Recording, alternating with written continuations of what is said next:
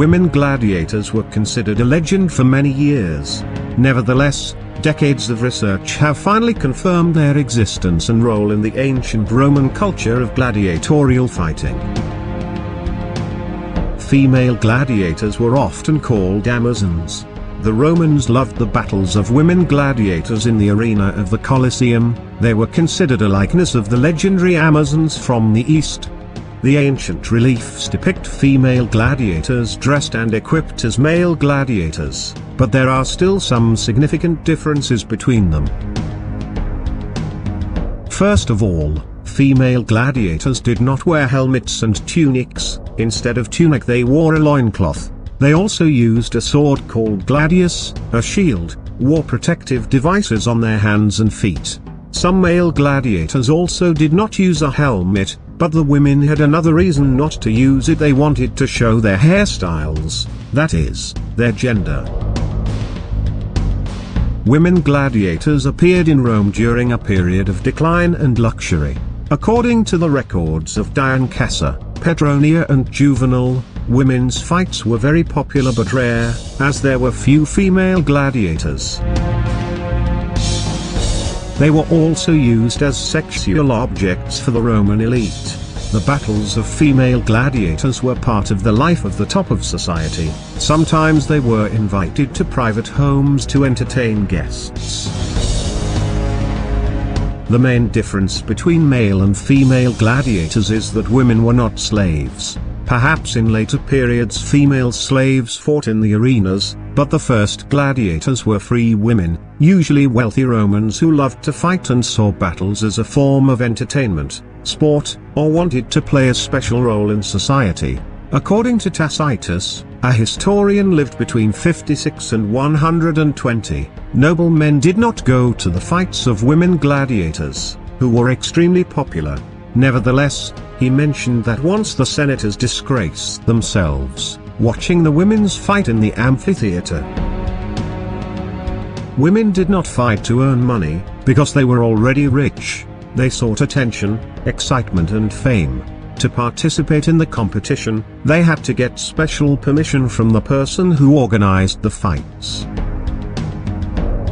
Women gladiators probably appeared for the first time during the reign of Emperor Nero. Roman historian Dion Cassius described the women's battles organized as a sign of respect for Nero's mother. In honor of his mother, he, Nero, conducted the most magnificent and expensive festival for several days in 5 or 6 theaters at once. There was another view, the most shameful and shocking, when men and women of not only low but also higher classes became performers in the orchestra, in the circus, in the hunting theater, losing his dignity. They rode horses, killed wild animals and fought like gladiators, some by their own will, and some by force. Other Roman emperors also liked to invite female gladiators to their homes, to parties and other celebrations in large arenas. There are records of the period of the reign of Emperor Domitian lived between 81 and 96. Domitian often fought at night, and sometimes let dwarfs and women fight against each other in the arena, wrote Dion Cassius. Septimus Severus also organized women's fights around 200 AD, and then banned them, not wanting to turn them into shows where noble women behaved obscenely. This view was also supported by Emperor Honorius, who put an end to the battles of the gladiators in 399. The last battle took place in Rome on January 1, 202. Archaeological evidence confirmed the existence of women fighters, which were described in ancient Roman texts. One of the most important archaeological evidence is the marble slab in Halicarnassus in Turkey, dated back to 1st and 2nd centuries, which proves that the women of the gladiators were considered as sexual objects. Currently, the stove is in the British Museum. It depicts 2 Amazons, as they were called at that time. The image corresponds to the description of female gladiators by famous ancient writers.